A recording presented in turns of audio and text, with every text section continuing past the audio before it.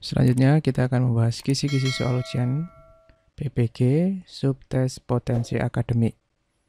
Nomor 1, kompetensinya ada verbal dan subkompetensinya ada hubungan kata, analitis, logis.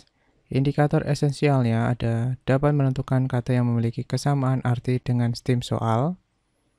2. Dapat memilih sepasang kata yang memiliki hubungan analogi sama seperti rangkaian dua kata pada stem. 3. Dapat memilih satu kata yang memiliki ciri atau sifat yang berbeda dengan 4 pilihan kata yang lain. 4. Dapat menarik kesimpulan berdasarkan seperangkat pernyataan yang berupa fakta-fakta yang saling berhubungan. 5. Dapat menarik kesimpulan dari dua premis yang diberikan. Untuk numeriknya ada deret. Nah, di sini indikator esensialnya ada dapat menentukan satu angka yang merupakan kelanjutan dari deret angka dengan pola tertentu. Kemudian dapat menentukan satu angka yang merupakan kelanjutan dari deret angka dengan pola tertentu. Di sini per dua angka atau satu angka sebagai jangkar. Kalau yang nomor 6 tadi per satu angka ya. Kemudian 8 dapat menentukan angka-angka yang merupakan kelanjutan dari dua deret dengan dua pola tertentu. Selanjutnya, subkompetensi aritmatika dapat menemukan solusi dari operasi hitung sederhana, penjumlahan dan pengurangan.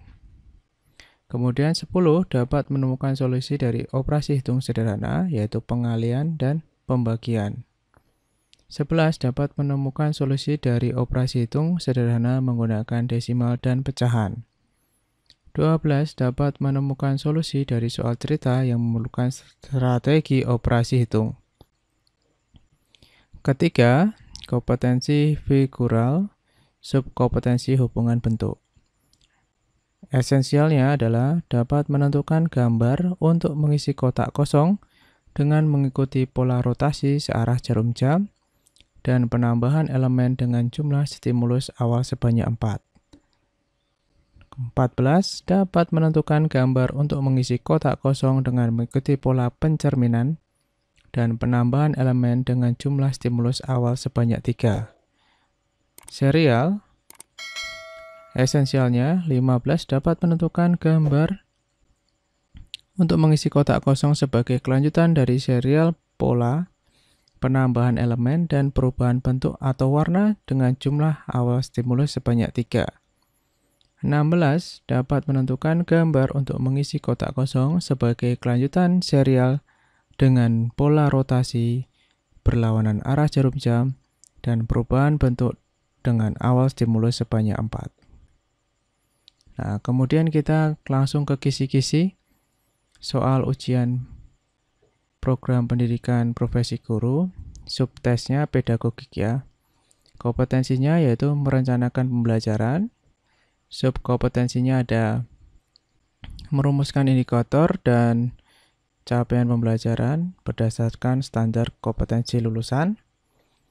Kemudian ada menetapkan materi proses sumber media penilaian dan evaluasi pembelajaran. Dan ada menyusun rencana pelaksanaan pembelajaran RPP atau RPP ya, sesuai silabus. Nah, indikator esensialnya yaitu dengan mencermati standar kompetensi lulusan, peserta dapat merumuskan indikator kompetensi. Jadi dari SK, SKL, kita diminta untuk merumuskan indikator kompetensi. Kemudian berdasarkan rumusan indikator kompetensi, peserta dapat merumuskan capaian pembelajaran atau tujuan pembelajaran. Berdasarkan capaian pembelajaran atau tujuan pembelajaran yang telah dirumuskan, peserta dapat menetapkan materi pembelajaran yang diperlukan. 4. Berdasarkan capaian pembelajaran atau tujuan pembelajaran yang telah dirumuskan dan materi yang ditentukan, peserta dapat menetapkan proses pembelajaran yang sesuai. 5. Berdasarkan capaian pembelajaran atau tujuan pembelajaran yang telah dirumuskan dan materi yang ditentukan, peserta dapat menentukan sumber belajar atau media pembelajaran yang diperlukan. 6. Berdasarkan capaian pembelajaran atau tujuan pembelajaran dan proses pembelajaran yang telah ditentukan, peserta dapat menetapkan jenis evaluasi yang tepat. 7. Dengan mencermati silabus, peserta dapat menganalisis keterkaitan antara komponen silabus. 8. Dengan mencermati silabus yang telah ditentukan, peserta dapat menyusun rencana pelaksanaan pembelajaran atau RPP dengan tepat. Untuk yang kedua, itu tentang kompetensi melaksanakan pembelajaran. Itu subnya melaksanakan pembelajaran dengan mewujudkan suasana dan proses pembelajaran yang sesuai dengan kaidah pedagogik untuk memfasilitasi pengembangan potensi diri dan karakter siswa. Esensialnya yaitu melalui paparan kasus, peserta dapat memberikan pilihan pemecahan masalah melaksanakan pembelajaran untuk mengembangkan potensi siswa. Kemudian 10.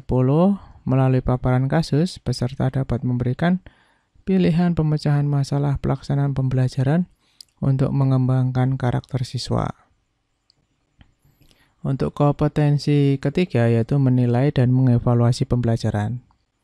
Di sini subnya adalah melaksanakan penilaian otentik holistik yang mencakup ranah sikap, ya, dan pengetahuan dan keterampilan. Ya, 11 ya di sini dengan mencermati RPP dan proses pembelajaran, peserta dapat memberikan pilihan jenis penilaian otentik holistik terhadap aspek sikap. 12. Dengan mencermati RPP dan proses pembelajaran, peserta dapat memberikan pilihan jenis penilaian otentik holistik terhadap aspek pengetahuan. 13. Dengan mencermati RPP dan proses pembelajaran, peserta dapat memberikan pilihan jenis penilaian otentik holistik terhadap aspek keterampilan. Kemudian untuk sub kompetensi menggunakan hasil penilaian untuk meningkatkan kualitas pembelajaran, itu esensialnya adalah melalui paparan kasus, peserta dapat menganalisis hasil penilaian pembelajaran. 15. Melalui paparan kasus, peserta dapat menentukan tindak lanjut hasil penilaian pembelajaran. Oke, jadi begitulah kisi-kisi yang bisa disampaikan ya. Semoga bisa menambah wawasan dan membantu teman-teman ya. Terima kasih sudah menonton. Jangan lupa subscribe dan bantu channel ini. Sampai jumpa di bagian ketiga.